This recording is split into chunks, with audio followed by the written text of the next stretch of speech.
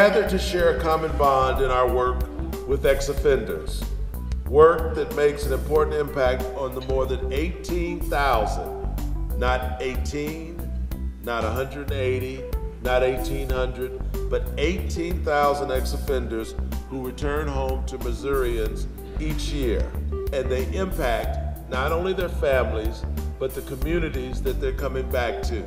If they aren't prepared to come back, they're gonna go right back to those prisons in a variety of cities throughout the state of Missouri.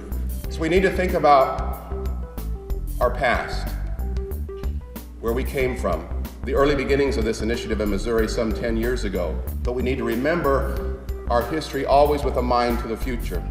So events like this help us do that. You can talk to folks who have been in this work much longer than we have, but it's important for us to remember our past, to know from where we have come. The work that you do on a day-to-day basis and the impact that you make on recidivism in particular has kept us from asking for a prison way before now, because our recidivism rate continues to inch downward, which means you've made tremendous contribution by the work that you've done.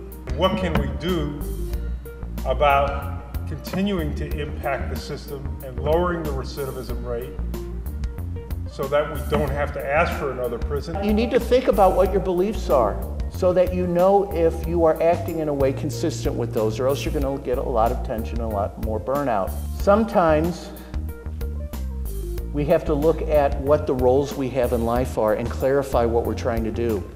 We help people. People who help people tend to think they can help a lot more people than they can. Okay?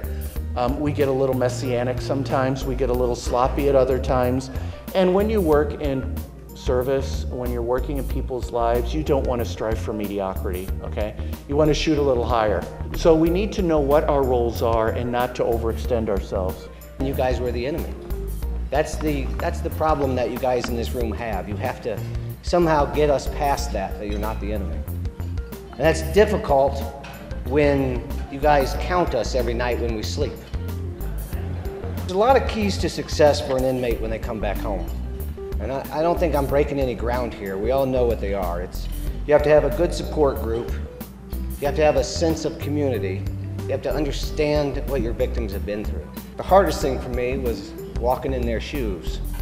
That was a class that I took where they made me sit down and write out my entire crime and walk in their shoes.